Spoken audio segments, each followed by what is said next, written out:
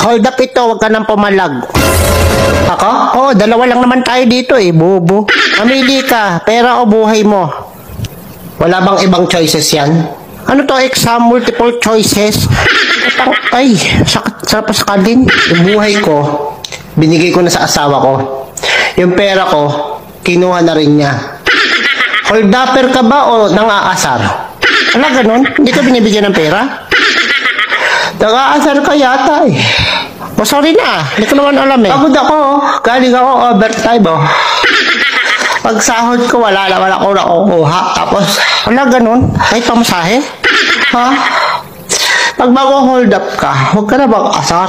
Grabe naman affected mo. Saka ako hold up mo, yung walang asawa, walang pamilya, ganun. Ano yun? Tatanungin ko muna kung may asawa o wala. May issue yan. O ito. May iyak ka na eh.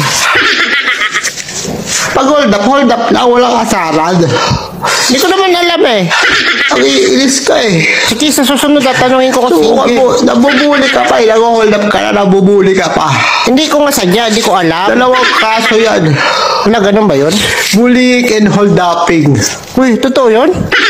Meron yata nun. Sige na, hindi na kita hold upin. Nahingan mo pa akong tito. Sige na, balis ka sa akin ko. Nakakaliban-baran ako sa mukha mo. Ito na, paalis na. Hindi ko naman alam na under ang hatip ka eh. Ang lakas mo, asaran.